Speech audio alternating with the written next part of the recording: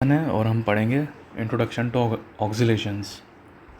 तो सबसे पहली चीज़ तो ये है कि ऑक्सीलेशन होता क्या है। तो सबसे पहले तो इस पार्ट को रीड करो, ठीक है। 1 2 3 पढ़ लिया होगा। तो ऑक्सीलेशन का मतलब क्या होता है, जब कोई चीज़ इधर उधर होती है उसकी ओरिजिनल जगह से, तब उसको ऑक्सीलेशन बोलते हैं।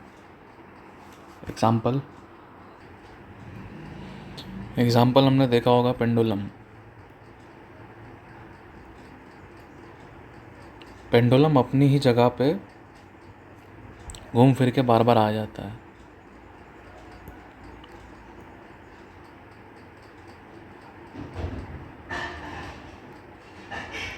यहाँ पे जाता है, फिर यहाँ पे जाता है और इवेंचुअली यहाँ पे वापस आ जाता है।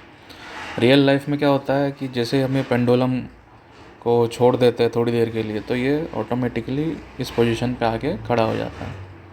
फिर वापस हमको थोड़ा सा इसको शेक करना पड़ता है, तो जाके ये वापस इस टाइप के मोशन में आता है। तो कुल मिला के डेफिनेशन क्या है? डेफिनेशन ये है कि जब कोई भी एक ऑब्जेक्ट है, ये एरो बना दिया ऑब्जेक्ट, इसकी ये पोजीशन है, इस पोजीशन के आगे या पीछे आके वापस इस पोजीशन पे आ जाए, उस मोशन को हम ऑक्सीलेशन बोलते हैं, ऑक्सिलरी मोशन बोलते हैं। इसको इस टाइप का बोलते हैं। टू मतलब कहीं की तरफ और फ्रो मतलब वहाँ से वापस। तो ये टू एंड फ्रो का जो मोशन होता है, इसको ऑक्सीलेशन बोलते हैं। ये एक फिक्स पॉइंट के अराउंड होता है।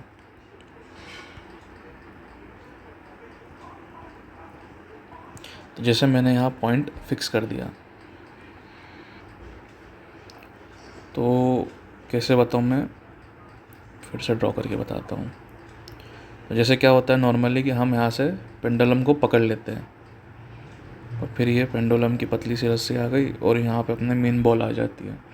ये जो पॉइंट है ये अपना एक फिक्स पॉइंट है, इसके अराउंड ये मोशन हो रहा है। कुल मिला के इम्पोर्टेंट नहीं है, बट मैंने बता दिया कि कुल मिला के डेफिनेशन क्या है। आगे पीछे का motion, to and fro motion about a mean position, इसको ऑक्सिलरी मोशन बोलते हैं, ठीक है। और ये मोशन सिर्फ एक बार नहीं होना चाहिए, ये बार बार होना चाहिए, रिपीटेड ऑर्डर में होना चाहिए, रिपीटेटिव ऑर्डर में। तो इस चीज़ को पीरियोडिक प्रॉपर्टी बोलते हैं, जिसके बारे में अपन आगे देखेंगे। कुछ एग्जांपल्स तो पेंडुलम का तो मैंने दे ही दिया है। हम झूला झूलते हैं, वो भी एक ऑक्सिलरी मोशन का एग्जांपल है। गिटार की स्ट्रिंग ऑक्सिलरी मोशन है। हमारी जो हार्ट बीट है वो ऑक्सिलरी मोशन है। ये ट्यूनिंग फोर्क, ये बाद में अपन एक्सपेरिमेंट करेंगे इस पर। और कार का सस्पेंशन जो है वो भी इसी मोशन में आता है। स्प्रिंग जो है वो भी सेम मोशन में आता है। कुल मिला के ये सारी की सारी चीज़ें हैं पीरियोडिक मोशन की एग्जांपल्स, ऑक्सिलरी मोशन की एग्जांपल। पीरियोडिक मोशन इसके बाद का टॉपिक है, ठीक है। तो अब इस पे आ जाते हैं। तो पहले इतना पढ़ लो, ठीक है, पॉज कर लेना,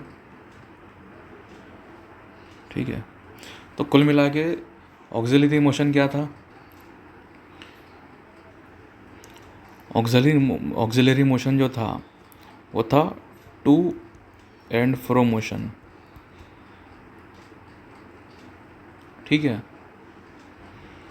और जो हमारा पीरियोडिक मोशन है, ये मोशन है एक ऐसा मोशन जो अपने आप को एक इंटरवल के बाद में रिपीट कर दे, एक लूप जैसा। ऑक्सिलरी मोशन भी अपने आप को रिपीट करता है। तो इसके बाद का टॉपिक यही है कि किस टाइप से, सबसे पहले तो ये दोनों डिफरेंशिएट करते हैं।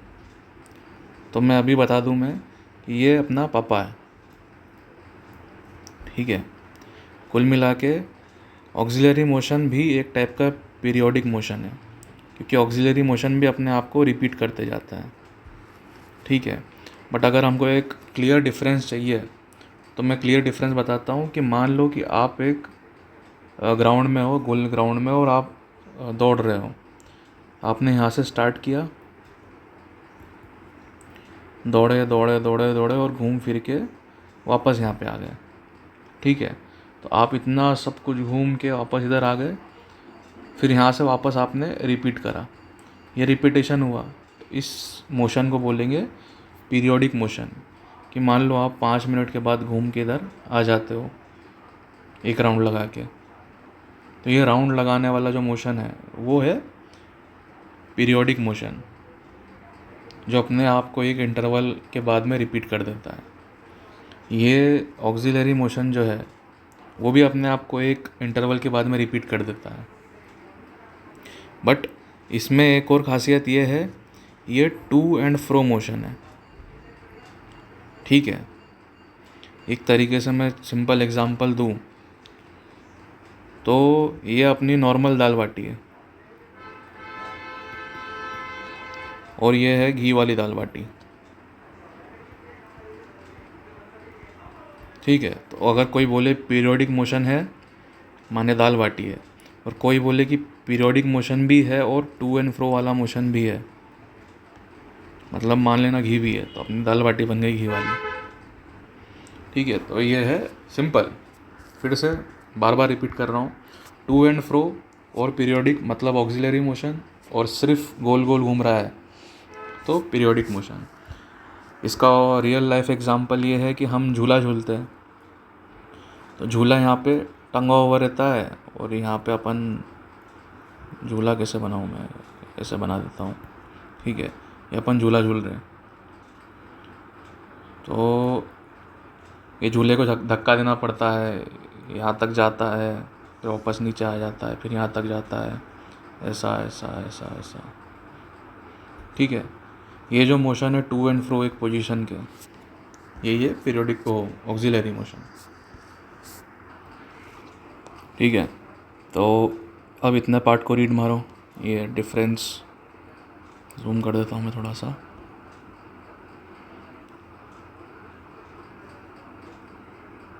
ठीक है, 1 2 3। अब इसका डिफरेंस समझेंगे कि ऑक्सिलेशन और वाइब्रेशन क्या होता है। तो पहले एक बार और बता दूं मैं, जब भी मैं ऑक्सिलेशन बोलूं तो आपके दिमाग में फटाक से पेंडुलम आ जाना चाहिए। Oscillation pendulum, oscillation pendulum. ठीक है, और जैसे मैं वाइब्रेशन बोलूं वैसे अपने दिमाग में मोबाइल आ जाना चाहिए या गिटार की एक स्ट्रिंग आ जानी चाहिए, पर मेरे हिसाब से मोबाइल ही ठीक रहेगा। ठीक है, तो ऑक्सिलेशन में क्या होता है, टू एंड फ्रो का मोशन होता है। ठीक है, पीरियोडिक मैं लिख देता हूँ, पीरियोडिक प्लस टू एंड फ्रो। जब ये दोनों मोशन हो तब ऑक्सिलेशन हो जाता है। वाइब्रेशन में ऑक्सिलेशन के साथ साथ, ऑक्सिलेशन के साथ साथ मतलब पीरियोडिक भी, टू एंड फ्रो भी, और क्या, और ये दोनों की दोनों चीज़ें होनी चाहिए फास्ट फास्ट। ठीक है, फास्ट होनी चाहिए। और ये जो टू एंड फ्रो का मोशन हो रहा है, ऐसे पेंडुलम तो यहाँ है तो यहाँ तक जाएगा और यहाँ तक जाएगा, लंबा लंबा होता है, पर ये जो होता है वो बहुत छोटा छोटा रहता है, मतलब अपनी जगह पे होता है। ये ज़ुर की आवाज़ आती है ना अपने को, वाइब्रेशन, वहीं का वहीं अपना फ़ोन हिलते रहता है। तो ये इसमें अपना जो डिस्टेंस होता है एग्जैक्टली उसको क्या बोलूँ मैं, तो स्पीड फास्ट होती है और जो मोशन है वो शॉर्ट होता है, अपनी जगह पे होता रहता है। इसका पुराना वाला एग्जांपल में अगर बता दो तीनों को लाइन बंद, तो सिंपल सा एग्जांपल मैंने बताया है। मैं फिर से बोल दूँ, ये जो है पीरियोडिक मोशन, जब भी मैं पीरियोडिक मोशन बोलूँ तो समझना कि आप गोले में घूम रहे हो, रिपीटेटिव मोशन होता है ये। ऑक्सिलरी मोशन बोलूँ तो आपके दिमाग में पेंडुलम बन जाना चाहिए और वाइब्रेशन के टाइम पे फ़ोन बन जाना चाहिए। और इसकी एक एनालॉजी मैंने दी है, पीरियोडिक मोशन दाल बाटी जैसा रहता है, ऑक्सिलरी मोशन भी दाल बाटी होता है, बाकी उसके साथ में मान लो घी डाला हुआ है। और वाइब्रेशन में 3 चीज़ें हो जाती है, दाल बाटी भी होता है, घी भी होता है और चूरमा भी होता है। घी का मतलब क्या है, टू एंड फ्रो है, और चूरमे का मतलब क्या है, फास्ट स्पीड होनी चाहिए, ये ऊपर है, अपनी स्पीड फास्ट होनी चाहिए और जो मोशन है वो शॉर्ट होना चाहिए या स्मॉल होना चाहिए। स्मॉल अच्छा रहेगा शब्द। वहीं के वहीं अपनी जगह पे वाइब्रेट होता ना मोबाइल, तो वो है। इतना पढ़ लो, ठीक है, 1 2 3। अब ये पढ़ने की वैसे ज़रूरत तो है नहीं, क्योंकि मैंने पहले इतना बढ़िया एग्जांपल ले दिया है कि हमने क्या देखा था, सबसे बड़ा होता है दाल बाटी। दाल बाटी में टू एंड फ्रो ऐड कर दो, माने उसके अंदर घी डल गया है। और टू एंड फ्रो के साथ में हमने अगर ऐड कर दिया क्या, रैपिड मूवमेंट, और उसी जगह पे माने फास्ट मूवमेंट और स्मॉल स्केल में मूवमेंट, उसको बोल देंगे दाल बाटी चूरमा। माने ऑक्सिलरी मोशन भी है, पीरियोडिक मोशन भी है और वाइब्रेशन मोशन भी है। और मैंने एक चीज़ पे फोकस करने का बोला है क्या, जब भी आपको ये दिखे वर्ड, क्या वर्ड दिखे, पीरियोडिक मोशन, तो आप ये रिपीट, माने ऐसा गोला दिमाग में बन जाना चाहिए। और अगर दिमाग में नहीं बन रहा है तो एक रफ पेज लो और रफ पेज में पीरियोडिक लिखो और गोला बना दो, ठीक है। ऑक्सिलरी लिखो और पेंडुलम बना दो। वाइब्रेशन लिखो, वाइब्रेशन ज़्यादा पढ़ेंगे तो नहीं हम, और फॉर्म बना दो। एक छोटे से पेज में ये तीनों की तीनों चीज़ें आ जाएगी।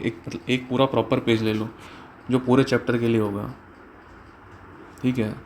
मैंने एक एग्जांपल भी बताया बढ़िया वाला, पहले भी बता दिया है। पीरियोडिक मोशन मतलब आप एक सर्कल में घूम रहे हो, और ऑक्सिलरी मोशन मतलब आप झूला झूल रहे हो, ठीक है। तो अब आपको क्लियरली समझ में आ रहा होगा कि ऑक्सिलरी और पीरियोडिक मोशन में अंतर क्या है, दाल बाटी में और दाल बाटी विथ घी में। सोचो, अगर आप इस टाइप से सोचोगे और कोई आपको कंफ्यूज भी करना चाहता है और आपको याद आ गया कि यार नहीं, पीरियोडिक मोशन दाल बाटी है, ऑक्सिलरी मोशन भी दाल बाटी है, पर ये दाल बाटी के साथ में चूरमा भी है, घी है, सॉरी, चूरमा तो वाइब्रेशन था।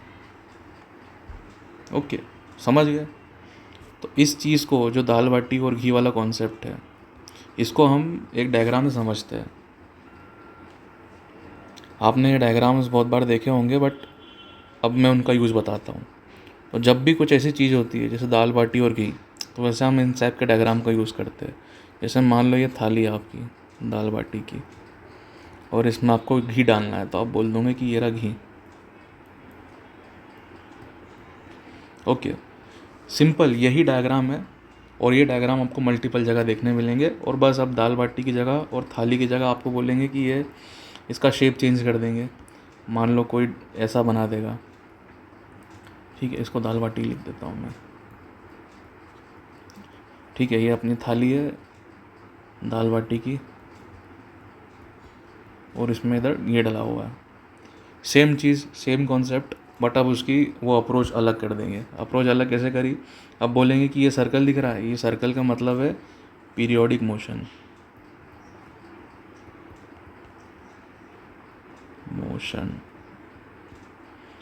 और सारे के सारे पीरियोडिक मोशन जो है, आई मीन ऑक्सिलरी मोशन है, वो पीरियोडिक मोशन के अंडर आता है। तो ये रहा OSCI ऑक्सिलरी मोशन। तो अब आपको बोलेंगे कि ये देखो, इस इमेज को दिखा के, ये जितने भी आपके ऑक्सिलरी मोशन है वो सब के सब पीरियोडिक मोशन है, पर जितने भी पीरियोडिक मोशन है वो ऑक्सिलरी मोशन नहीं है। पर हमको अब समझ में आ गया, क्योंकि हमने ये थाली वाला एग्जांपल चूज़ किया है।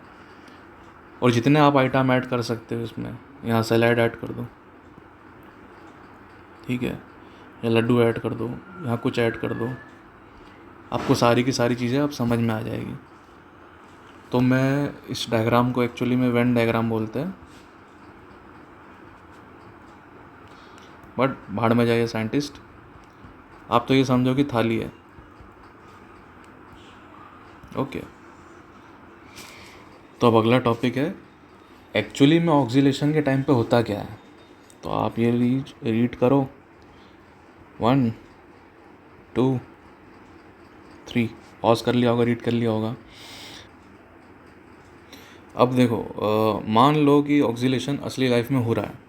आप पकड़ के खड़े हो एक पेंडुलम को, ठीक है, अपना पेंडुलम है, इसको आपने पकड़ा यहाँ पे और छोड़ दिया, तो ये मोशन करने लग गया। पहले यहाँ तक गया, यहाँ से फिर ये वापस आया, बट अब ये यहीं तक गया। ठीक है, फिर उसके बाद ये यहाँ पे था, अब ये वापस आया, अब ये यहीं तक गया। फिर उसके बाद में वापस यहीं तक आया, और ऐसा करते करते करते करते एक पॉइंट आता है जब वो बिल्कुल यहीं अपने ही आसपास से घूमा करता है, और एक टाइम के बाद में वो रुक जाता है, स्टॉप्स। इसको क्या बोलते हैं? इसको बोलते हैं डैम्पिंग। डेफिनेशन खतरनाक थी, पर मीनिंग कितना सिंपल था। डैम्पिंग मतलब अपने आप रुकना किसी भी चीज़ का। अब अपने आप तो कुछ चीज़ होती ही नहीं है। किस लिए होता है ये डैम्पिंग? क्योंकि कहीं ना कहीं से रेजिस्टेंस मिलता है। रेजिस्टेंस का मतलब क्या है? मतलब रुकावटें आती है। कुछ अच्छा करने जाओ तो रुकावटें आ ही जाती है। वैसे हम पेंडुलम को भी जब मूव करवाते हैं तो रेजिस्टेंस की वजह से। अब रेजिस्टेंस कहाँ से आता है? रेजिस्टेंस आता है हवा से। हवा की वजह से फ्रिक्शन पैदा होती है। अब फ्रिक्शन तो पढ़ा नहीं होगा, पढ़ लिया होगा तो बहुत बढ़िया बात है। कुल मिला के एयर रेजिस्टेंस की वजह से ये डैम्पिंग होती है, जिसके वजह से धीरे धीरे धीरे धीरे हमारा जो एम्पलीट्यूड है, एम्पलीट्यूड वो कम होते जाता है। अब एम्पलीट्यूड एक नया शब्द है जिसके बारे में हमको पढ़ना पड़ेगा। ओके, तो जो मैंने आपको पेपर में लिखने का बोला था, क्या क्या लिखने का बोला था?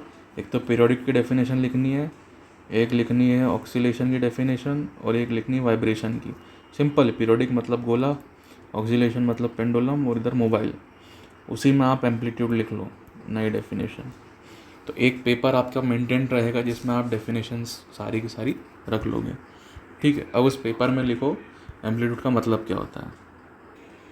तो एम्पलीट्यूड की फॉर्मल डेफिनेशन ऐसी है कि एम्पलीट्यूड मैक्सिमम डिस्टेंस होता है अपनी इक्विलिब्रियम पोजीशन से। अब आपको ये भी समझाना पड़ेगा इक्विलिब्रियम पोजीशन क्या होती है, इसलिए ये सारी की सारी चीज़ें मैं बाद में डिस्कस करूँगा। अभी अपन देसी तरीके से देखते हैं एम्पलीट्यूड क्या होता है, क्योंकि ये सारी टर्म्स हम चैप्टर में पढ़ेंगे। अभी इंट्रोडक्शन में इनके पे फोकस करना ज़रूरी नहीं है, बट देखते हैं क्या होता है एम्पलीट्यूड। तो एम्पलीट्यूड का मतलब सिंपल है, ये रहा आपका झूला, मैं फ़िलहाल पेंडुलम बना रहा हूँ। ठीक है, जब हम इसको बस पकड़ के यहाँ से एकदम उंगली से सब पकड़ के रखते हैं, ठीक है, बहुत गंदा हाथ बनाया मैंने, ठीक है, ये अपन ने पकड़ के रख लिया, तो क्या होता है? कुछ नहीं होता जब तक हम इसको मूवमेंट नहीं करवाएंगे या थोड़ा सा धक्का नहीं देंगे। तो जब नॉर्मली जब हम कुछ फोर्स अप्लाई नहीं कर रहे, जब कुछ नहीं कर रहे, तो जब उसकी जो स्टेट होती है, जो पोजीशन होती है, उसको इक्विलिब्रियम बोलते हैं। इक्विलिब्रियम पोजीशन, ये नोट करने की ज़रूरत नहीं है। जो भी नोट करने का होगा मैं आपको बता दूंगा कि ऐड कर लो लिस्ट में, ये बस ध्यान रखना। तो ये तो पता ही है, ऑब्वियस ही बात है कि ये पोजीशन अपनी एक नॉर्मल पोजीशन है जहाँ पे पहले थी ऑब्जेक्ट। अब इस पोजीशन से कितनी दूर तक ऑब्जेक्ट जाती है उस चीज़ को एम्पलीट्यूड बोलते हैं। ठीक है, बस इतनी ही डेफिनेशन है एम्पलीट्यूड की, कि अपने पॉइंट से कितनी दूर तक वो जा सकता है। समझ गए? एम्पलीट्यूड का यूज़ बहुत सारी जगह पे होता है।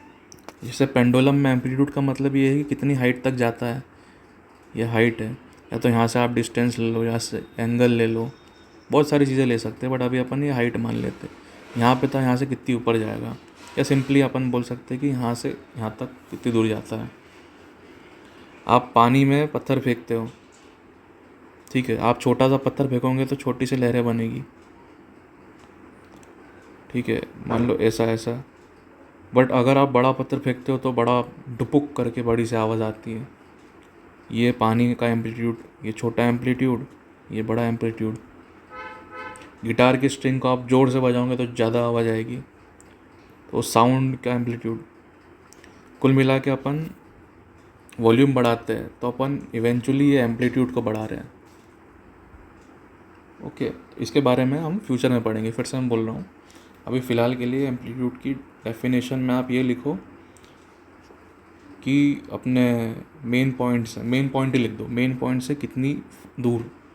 मेरे हिसाब से मीनिंग तो आप समझ गए हो, बट एग्जैक्ट डेफिनेशन अभी आई नहीं होगी। ठीक है, मैं आपको प्रॉपर एग्जांपल से समझाऊंगा। मैं लिटरली इस चीज़ के लिए कोड लिखूंगा और उस कोड से समझाऊंगा, बट अभी इंट्रोडक्शन में नहीं देखते, अपन बाद में देखेंगे।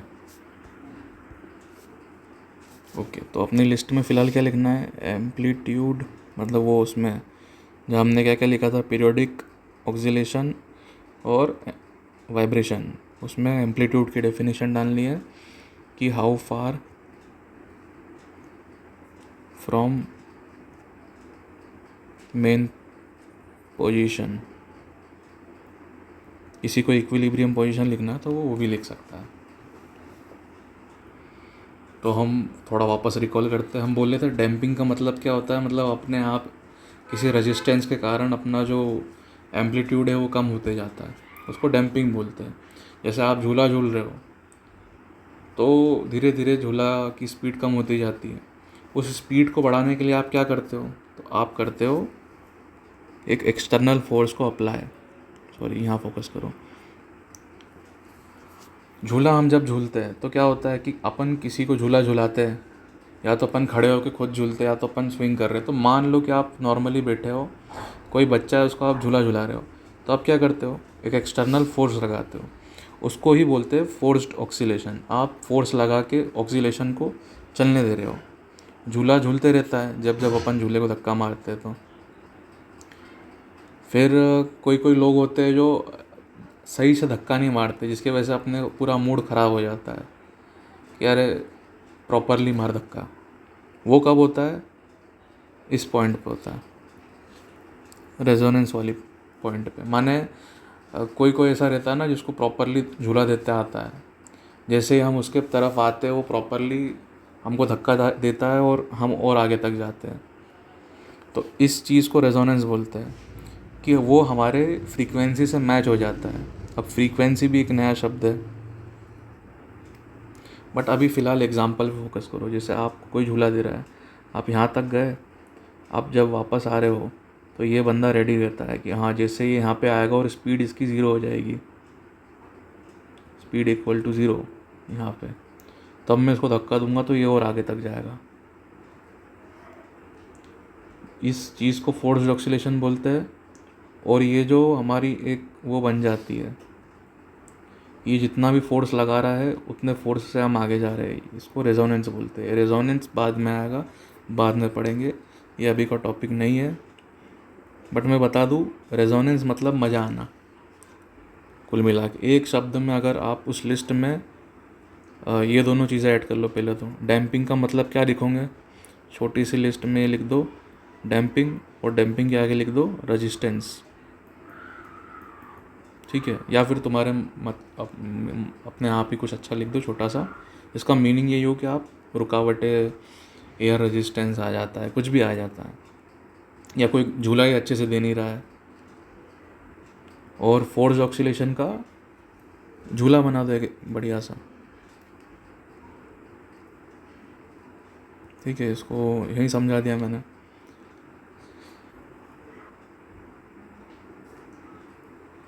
रेजोनेंस मतलब एक लाइन में ये लिख दो, झूला झूलने के मज़े, प्रॉपरली झूला झूलना, या कोई अच्छा बंदा है जो अपने को झूला दे रहा है, कुछ भी अपने हिसाब से लिख दो।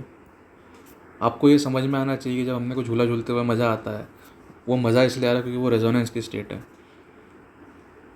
कि जो झूला दे रहा है वो अपने को ज़ीरो स्पीड पे झूला दे रहा है। जब अपनी एकदम स्पीड रुक जाती है तो अपने को झूला झूलने में मज़ा भी आ रहा है। ओके, ये देखो यहाँ लिटरली वही लिखा है, अगर आप पढ़ोगे भी इस चीज़ को तो। मैंने शायद पढ़ने का टाइम नहीं दिया होगा। ये देखो, बूस्ट इन एनर्जी, और यहाँ पे मूड भी लिख दो जो झूला झूल रहा है उसका।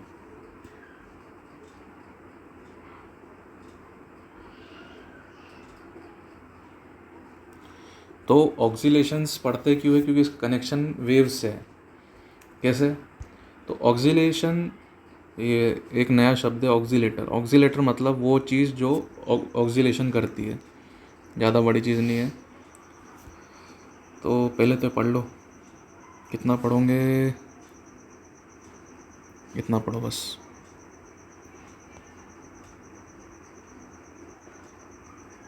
ओके, इतना पढ़ो। 1 2 3 हो गया। तो ऑक्सीलेशंस की वजह से क्या होता है, एक एग्जाम्पल देखते हैं अपन गिटार का। ये नीचे वाला ही देख लेते हैं, ये भी पढ़ ही लो।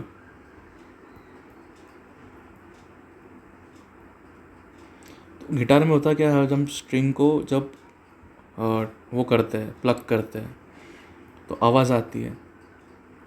आवाज़ क्यों आती है? क्योंकि वो जो वायर होता है, वो वायर वाइब्रेट करता है उसी की जगह पे, और इतनी फास्ट वाइब्रेशन होते हैं कि उससे साउंड प्रोड्यूस होती है। और साउंड क्या है? साउंड एक वेव है। तो कैसे ऑक्सीलेशन से वेव प्रोड्यूस होती है, इस चैप्टर में हम वही पढ़ेंगे, और इसकी एक इक्वेशन लेके आएंगे, और बस अलग अलग क्वेश्चन सॉल्व करेंगे, और थोड़े बहुत प्रोजेक्ट्स भी बना लेंगे इस पर। तो यही है ऑक्सीलेशन, यही है वेव्स। एंजॉय करो। अगले दिन देखते क्या पढ़ना है।